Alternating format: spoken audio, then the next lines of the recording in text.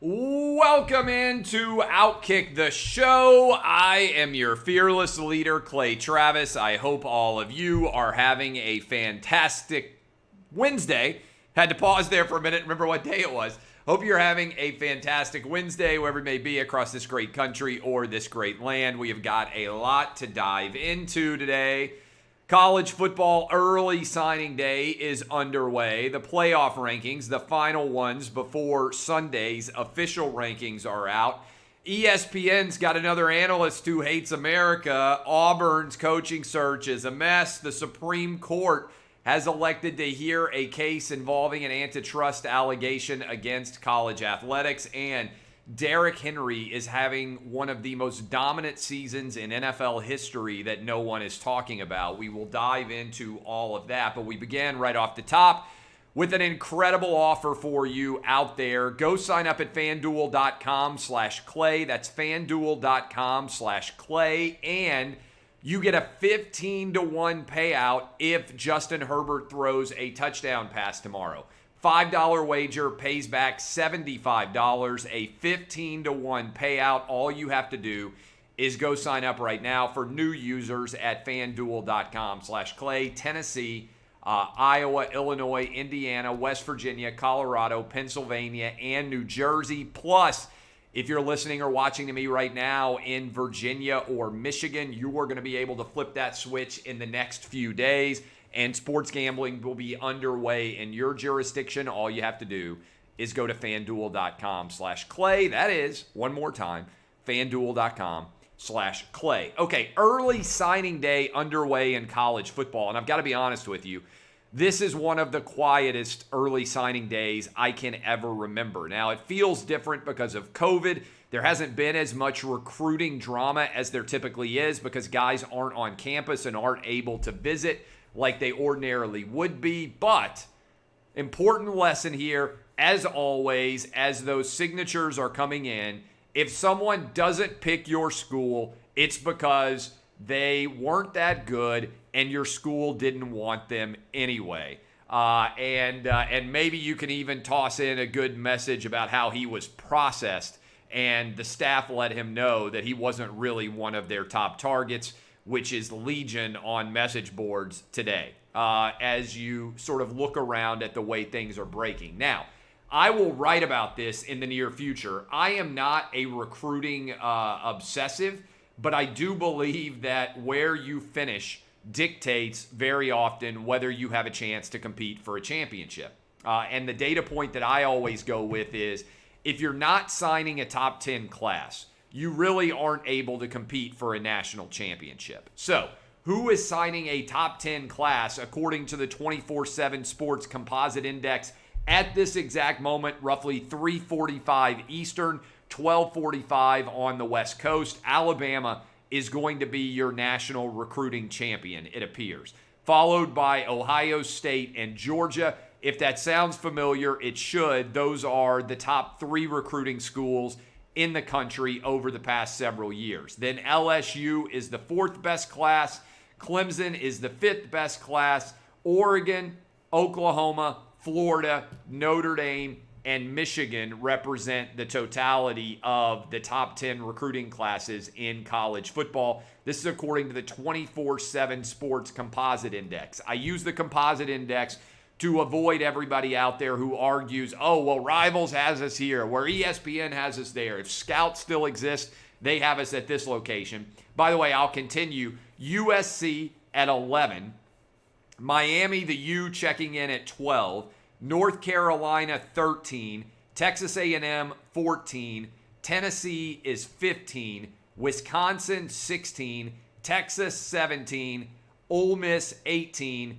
Maryland 19, Arkansas 20, Penn State 21, Iowa 22, Nebraska 23, Cal 24, and Pitt is down at 25. That is your top 25 as we speak right now, right around 3:45 Eastern. Again, what I pay attention to is how many different top 10 classes can you stack up together, and traditionally, you need 3 in a 4-year period in the top 10.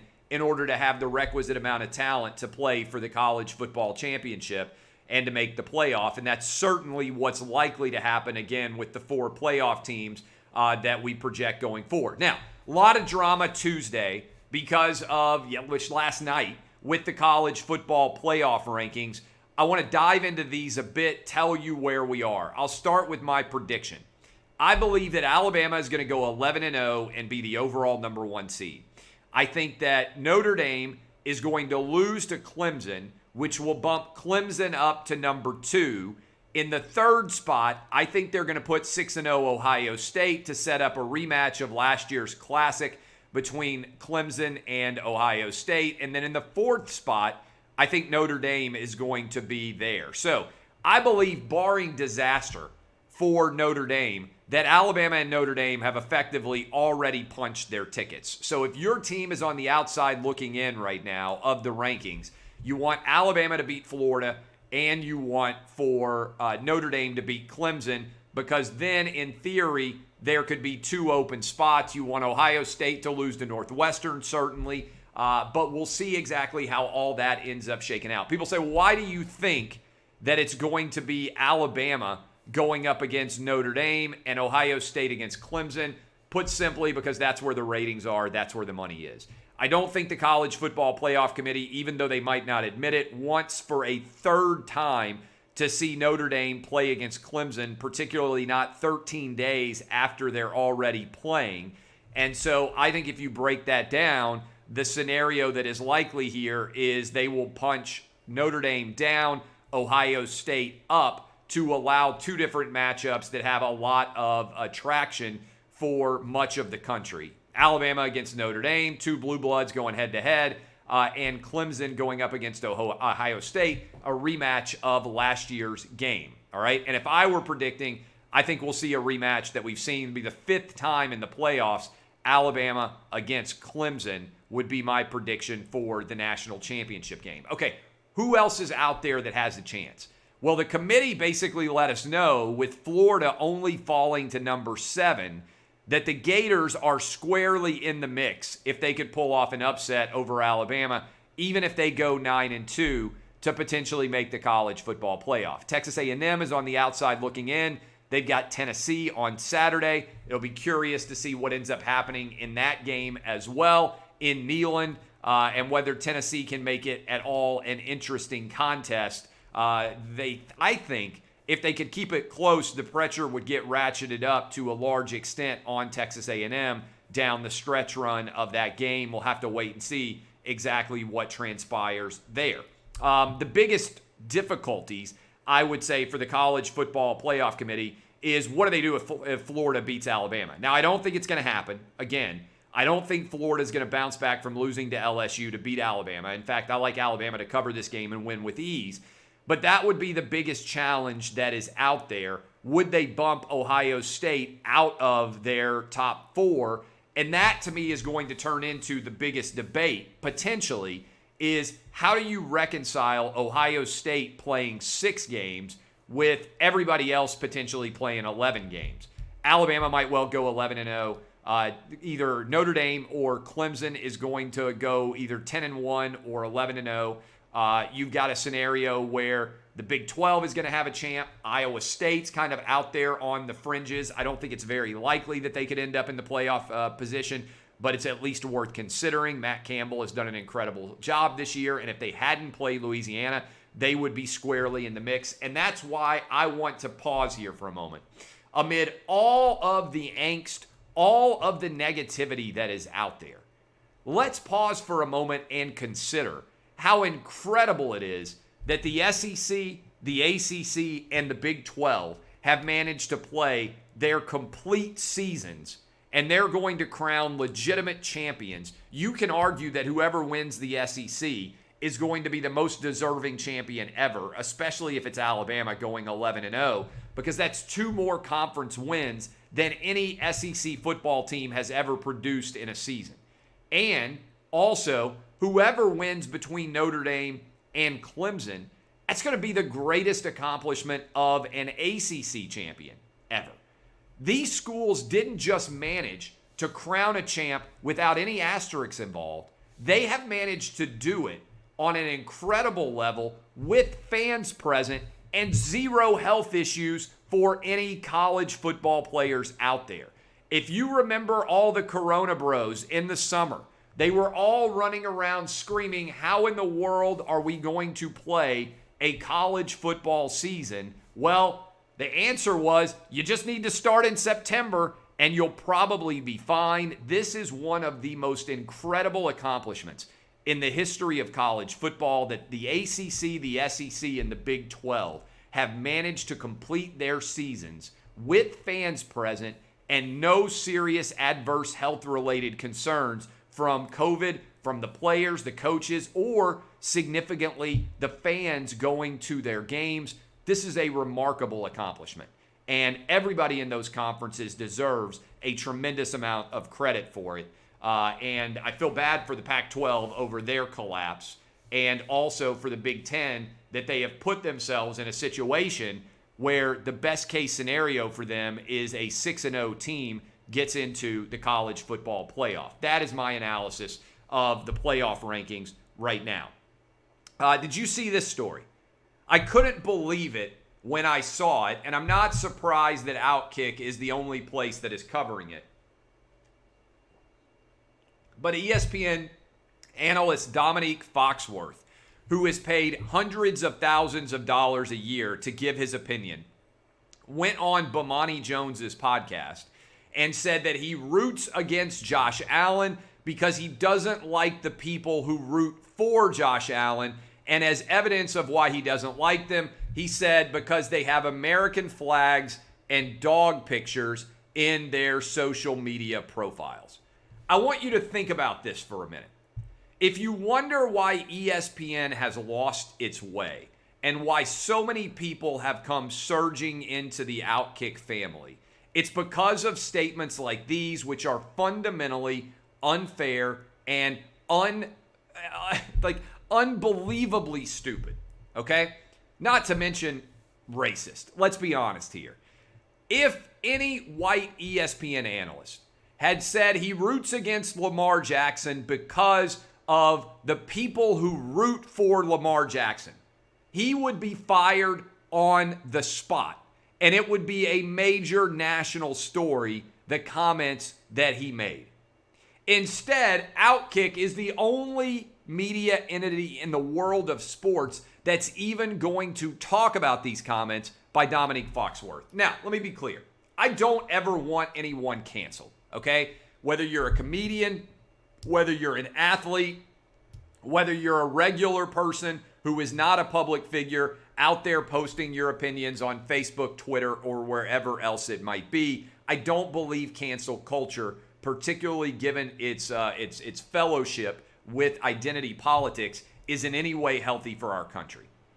But I do believe that the standard for speech should be evenly applied regardless of your identity, whether you're white, black, Asian, Hispanic, whether you are gay or straight, whether you are a man or a woman, whether you're religious or not religious at all, whatever different defining characteristics you may have. The standard for what you can say should be the same as the standard for what everyone else can say. This is what gets people who don't like me triggered, because they believe that speech should be dictated by the identity of the person speaking as opposed to a standard rule that is applied evenly across the entire country. We can't have, in my opinion, a marketplace of ideas where some people are able to say whatever they want and other people are not able to say whatever they want. And if you're not going to condemn stupidity across the board, regardless of who is being stupid, then you are fundamentally failing in your analysis of any argument. And I want you to think about what Dominique Foxworth at ESPN, who is paid hundreds of thousands of dollars for his opinions, is saying here on a podcast, which, by the way, isn't live. I talk to you guys live for 3 hours every day on the radio. I talk to you live every day on television for a half hour. I talk to you live every day on Facebook, Periscope, YouTube, Instagram, everywhere you can possibly imagine live as I'm looking into the camera every day. When you speak, and you are live, sometimes you are not as articulate as you would like to be. Sometimes your arguments are not as perfectly crafted as you would hope that they would be. But when you are on a podcast, it is being recorded. People go back over it. They can adjust it. Nobody at ESPN saw anything wrong with one of their NFL analysts they pay hundreds of thousands of dollars a year to, saying that Josh Allen, he doesn't root for him. Not because of anything Josh Allen has ever done, but because of who some of the fans of Josh Allen are. And as evidence of how awful these Josh Allen fans might be, Dominique Foxworth says they have the American flag in their social media pictures, or they have a dog photo. If I could think of the two least offensive things in America today, the American flag and a dog picture should be right up there with babies, your mom, and apple pie. All right? The fact that it is considered to be a negative by a highly paid ESPN analyst that an NFL quarterback's fans would be supportive of the American flag is evidence of how lost ESPN is in terms of who they continue to promote and why they continue to have issues connecting with the larger American sports audience. It is an absolute absurdity. Now, I also believe, I just want you to think about this analogy. If a white ESPN analyst had gone on a show and said he roots against Lamar Jackson because of the people who root for Lamar Jackson, and he roots for him to fail, which is exactly what Dominique Foxworth said about Josh Allen, how quickly would that ESPN analyst be fired? It would be the number one trending topic on all of sports, and he would be fired within 5 minutes of that story going public. And if you wonder why so many people out there are opposed to identity politics and cancel culture, it's one, because it's bad for our country, but two, the rules of identity politics and cancel culture don't apply to you if you are a left-winger. You're able to say and do whatever you want. And so what gets people triggered who don't like me is I apply the exact same standards all day long, every day. And I think it's important for there to be a precedent of my opinions. If you go back and you listen and read to what I wrote 5 years ago, it lines up with what I'm saying today. That's what a judge has to do. A judge can't just go willy-nilly pulling opinions out of the air, because ultimately you have to answer for prior opinions and think about what your opinion is now going forward. In other words, there has to be some sort of philosophy undergirding whatever opinion you might be.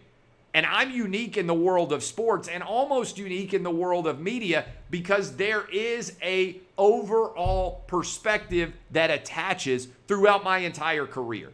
You can go read what I wrote a decade ago and it will line up with what I'm saying today. I've intentionally done that because when I come out with opinions, people think that I'm just shooting at the lip or shooting out my opinions out like crazy. No. I think about them in the context of larger issues like a lawyer would or like a judge would, because one of the things you have to be aware of is whatever argument you make today might be challenged by the fact pattern of tomorrow. And so whatever arguments you make need to be flexible and sound enough to withstand the future factual challenges that might occur.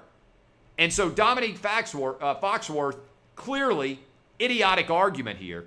But what is more interesting to me is ESPN allowing it to go out even though it was recorded, and his belief that the American flag is controversial and the dogs are controversial and that it's okay to root against Josh Allen because you've decided you don't like the people who root for Josh Allen. Okay, that's different than rooting against a player because you don't like him or because you don't like some of the things that he might have done. Right? Rooting against someone because you are stereotyping their fans represents everything that is wrong with the American sports media and the fact that a far left-winger can get away with this and anybody else who's not a far left-winger would get immediately fired is evidence of a fundamental failure at ESPN to treat its audience with respect and to hold its employees accountable on the same standards of belief and opinion which they don't do, and which is one of many reasons why OutKick is dunking all over so many different ESPN personalities every day when it comes to the opinions that we share on a daily basis. The Auburn coaching search. And by the way, crazy stuff could have happened in the Auburn coaching search while I'm talking to you right now. The Auburn coaching search has evidently now moved towards hiring 9-36 at Baylor, Kevin Steele. So it's possible that Auburn will have paid $21.7 million to fire Gus Malzahn, and then will turn around and pay tens of millions of dollars more to hire his subordinate. This is next level crazy, all right? I like Kevin Steele. I think he has done a good job. That makes zero sense, okay? If you don't like Gus Malzahn, I've never heard of this happening in the history of college football. You pay nearly $22 million to fire the head coach and hire one of his assistants? I've never seen anybody do it. I think this is evidence that Auburn is kind of in a mess right now. Maybe they want Mario Cristobal and they have to wait till Saturday. That's the downside of deciding to fire Gus Malzahn when you did. Maybe they're trying to make a run at Lane Kiffin. Maybe Billy Napier doesn't have enough sizzle. The bigger issue here is you fired a fairly successful coach. You paid him a ton of money to leave, and there may not be a really good candidate to replace him. And as a result, you might end up hiring his subordinate, giving him a promotion. It makes absolutely zero sense. I don't understand it at all. This Auburn coaching search is the most fascinating to follow by far in all of college football right now. I want to talk about Derrick Henry for a moment. Derrick Henry is, I think, the most underrated player in all of the NFL right now. Think about this for a minute. Derrick Henry has 1,532 yards through 13 games. He needs to average 156 yards per game in order to get to 2,000 yards. He would be the 8th player to ever rush for 2,000 yards. This is even more impressive when you consider the modern context of the NFL. Consider this for a moment. Derrick Henry, all right, is 500 yards ahead of the third leading rusher in the NFL right now. Let me repeat that because I saw this stat and I couldn't believe it. The third leading rusher in the NFL, the third best running back in the NFL, barely has 1,000 yards. Derrick Henry is on pace for 2,000 yards. In fact, it's not crazy to think that Derrick Henry could make a run at Eric Dickerson's all-time NFL rushing record of 2,105 yards, which was set in 1984. Now, he'd have to have a couple of big games down the stretch, but if he went off against the Detroit Lions, for instance, on Sunday, or next Sunday against the Packers, or the Sunday after that against the Texans, he could easily not only get 2,000 yards, he could be within hailing distance of the all-time rushing lead in the history of the NFL. And almost no one is talking about it. I bet right now some of you are like, what? Derrick Henry is on pace potentially to be in the mix to have one of the greatest seasons in the history of the NFL, and not only do that from a rushing perspective, to do it from a rushing perspective when almost everybody else is failing when it comes to running the ball. And by the way, this isn't an example of the Titans having an awful offense. The Titans right now are averaging over 30 points per game, I believe, under Arthur Smith, the offensive coordinator. Ryan Tannehill is having a great deal of success. And A.J. Brown and Corey Davis may both get over 1,000 yards receiving as well. So the Titans are going to have potentially two 1,000-yard receivers and potentially a 2,000-yard running back. How much of that success in the passing game is directly correlated to Derrick Henry being a warhorse? I think it's a massive amount. So I am all time arguing the NFL MVP has to be a quarterback. But I do believe we need to at least put Derrick Henry in the conversation because he is on track to potentially have the greatest year for a running back in the history of the National Football League. That is a really big deal, and I think it needs to be discussed, bandied about, talked about, and praised more than it actually is. Finally, Supreme Court is having a federal antitrust case that it has agreed to hear dealing with college compensation.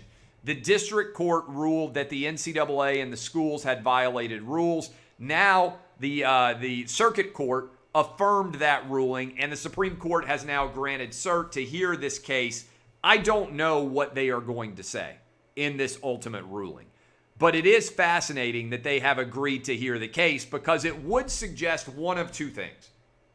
Either the Supreme Court believes that the lower courts have failed when it comes to applying the law, and they want to address that failure, or they want to set a national precedent as it pertains to antitrust law, using the NCAA as their method by which to do so. Now, this ties in with a case I believe that was in 1984, which struck down NCAA prohibitions on television. It's one of the most fascinating Supreme Court cases as it pertains to the world of sports. If you're watching this right now and you're a law student, or you're a kid who's looking for an interesting sports angle to write a paper about in college, the 1984 decision the Supreme Court had focused on whether or not the NCAA could control how many games were going to be on television.